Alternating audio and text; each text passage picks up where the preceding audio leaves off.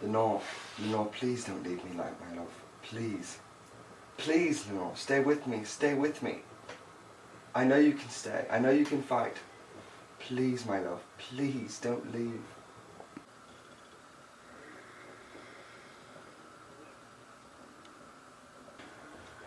Lenore, no, no, no, no, my love, no, no, Lenore. Lenore!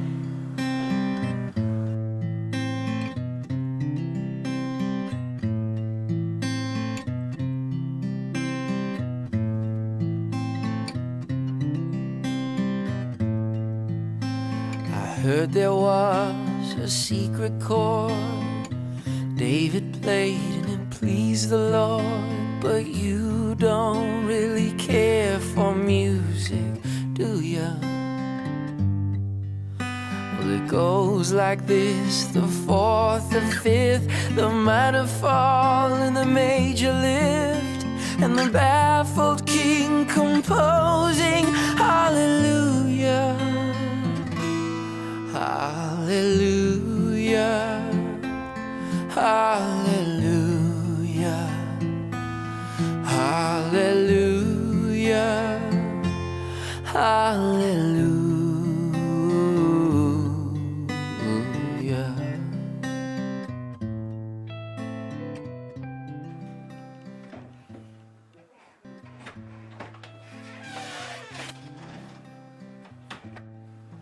Well, your faith was strong, but you needed proof. You saw her bathing on the roof. Her beauty in the moonlight overthrew you. She tied you to her kitchen chair, and she broke your throne, and she cut your hair, and from your lips she drew the hallelujah, hallelujah, hallelujah, hallelujah, hallelujah.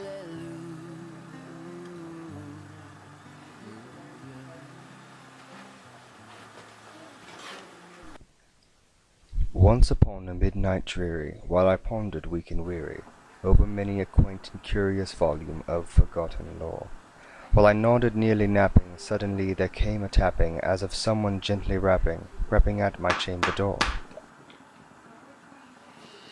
'Tis some visitor tapping at my chamber door. Only this, nothing more. Ah, distinctly I remember, it was in the bleak December, and each separate dying ember wrought its ghost upon the floor. Eagerly I wished the morrow, vainly I had sought to borrow from my books the cease of sorrow, sorrow for the lost Lenore, for the rare and radiant maiden whom the angels named Lenore, nameless here for evermore. And the silken, sad, uncertain rustling of each purple curtain thrilled me, filled me with fantastic terrors never felt before, so that now, to still the beating of my heart, I stood repeating, "'Tis some visitor entreating entrance at my chamber door, some late visitor entreating entrance at my chamber door. This it is, nothing more." Presently my soul grew stronger, hesitating then no longer. "Sir or madam, truly your forgiveness I implore, but the fact is I was napping, and so gently you came rapping, and so faintly you came tapping at my chamber door, that I was sure I heard you." Here I opened wide the door, darkness there, and nothing more. Deep into that darkness peering, long I stood there wondering, fearing, doubting, dreaming dreams no mortal ever dared to dream before. But the silence was unbroken, and the darkness gave no token, and the only word there spoken was the whispered word. "Lenore?"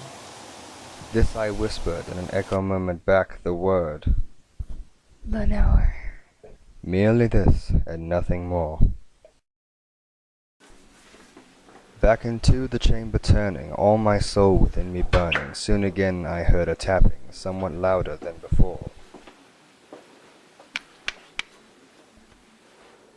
Surely, surely, there is something tapping at my window lattice. Let me see then what thereat is, and this mystery explore. Let my heart be still a moment, and this mystery explore.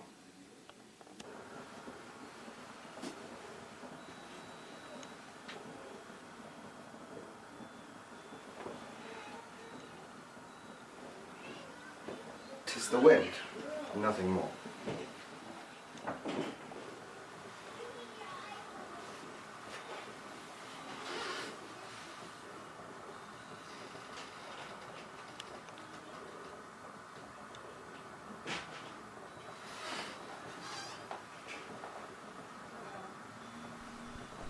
Open here I flung the shutter, when with many a flirt and flutter in there stepped a stately raven of the saintly days of yore. Not the least obeisance made he, not a minute stopped or stayed he, but with mien of lord or lady perched above my chamber door, perched upon a bust of Pallas just above my chamber door, perched and sat, and nothing more.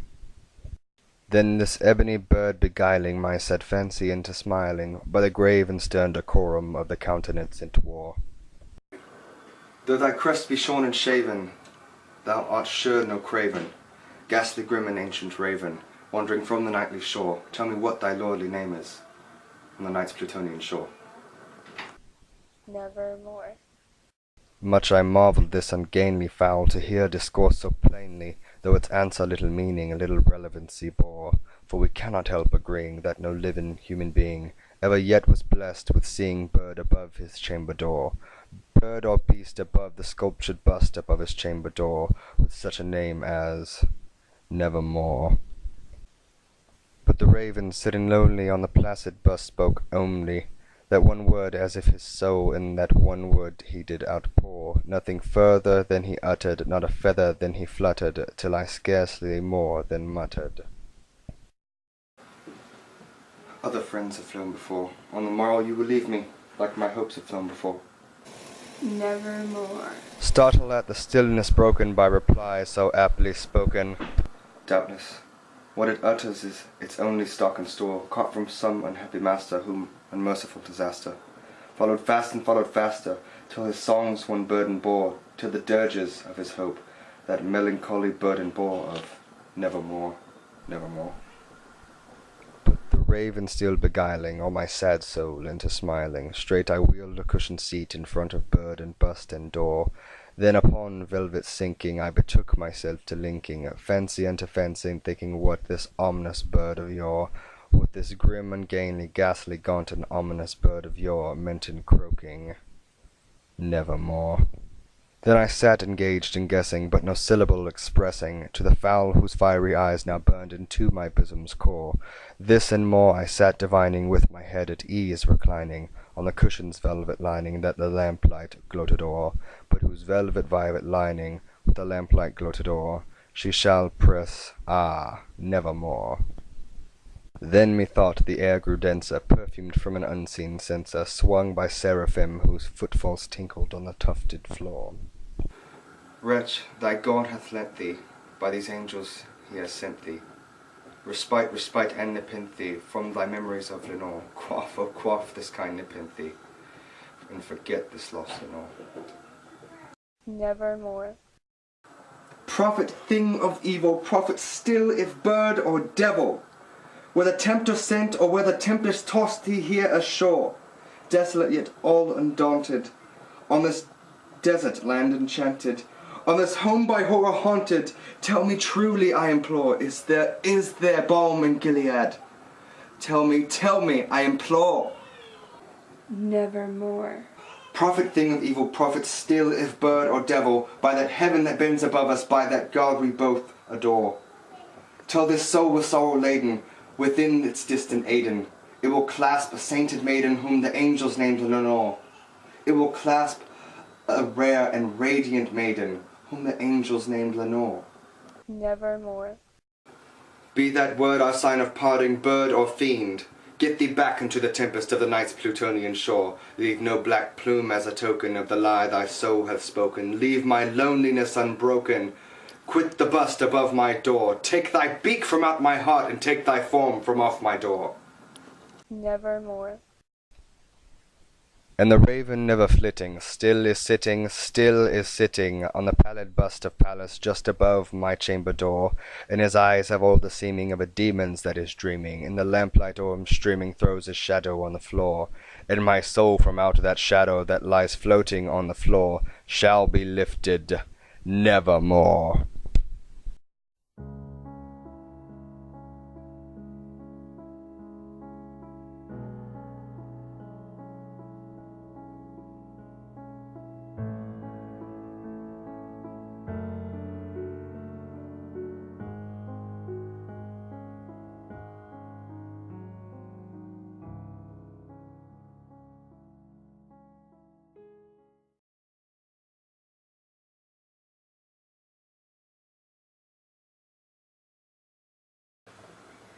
Lenore, Lenore, please, my love. Please don't leave. Lenore, why are you smiling? This is so hard to look at you and take you serious. Look at the ceiling. Look at the ceiling. Okay. Or like look to the left, to the right of my head, and I'll look. Let me just get it out. Okay, just get it all out. Okay. I can't work like this. Hello. Hello. Oh God, I'm cold. Sorry. It's okay. Okay. Is that you in the 5.3 V8? Yeah. Lenore. Okay, wait. Prophet thing of evil, prophet still if bird or devil. By the. Mackenzie, he's gonna kill you. Why are you laughing? Don't it look like away from you? You were looking at me, you were doing the same thing my eyes were doing. What? Like they were moving the same way my eyes. You're so weird. Okay. And I'm really tired. Am I angry now? Yes. Okay. Yes. Okay, so. Skills at the ready. Okay. Ravens have awful gas. And action. Okay.